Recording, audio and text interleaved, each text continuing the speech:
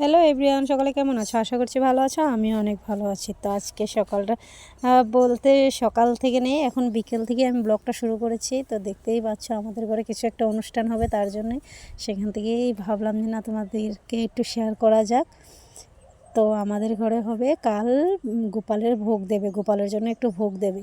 তো তার জন্য ভোগ দেওয়ার জন্য তো আমরা আর কেউ পারবো না, যারা নিরামিষ খায়, যারা বৈষ্ণবতে তারাই দিতে হবে। তো একজন বাবাজি এসেছে আমাদের ঘরে, বাবাজিকে আনা হয়েছে। এই যে মিষ্টি কুমোরটা ফাটিয়ে নাকি শুরু করতে হয়। তো ঠাকুরঘর থেকে তোমরা সকলেই দেখেছো থার্মেলটার মধ্যে মিষ্টি কুমোরটা পুজো করে এনে ভাঙলো বাবাজি। তো এইখানটায় সব কিছু আমানি উমানি হচ্ছে, যাগুলো সবজি টবজি আছে সেগুলি এই যে কাটাকুটি হলো।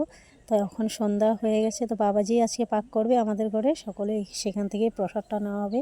তো সন্ধ্যার সময় একবার ভোগ দেবে, তারপরেই নেব প্রসাদটা। তো এই যে আমাদের ঘরের গোপাল।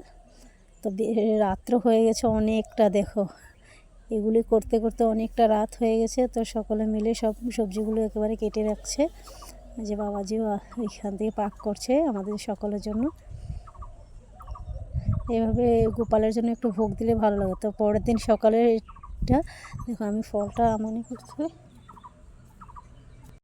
তো সকালবেলা আমি এখানে ফল টলগুলো আমনি করে নিয়েছি, আর এখানটায় দেখো দুপুর হয়ে গেছে। সবটা ক্লিপ নেওয়া সম্ভব না, কারণ যার ঘরে কাজকর্ম হয় সকলেই হয়তো জানো যে অনেক কষ্ট করে আমি যেটুকু পেরেছি নিয়েছি। তো সকলেই বলো জয় শ্রীকৃষ্ণ।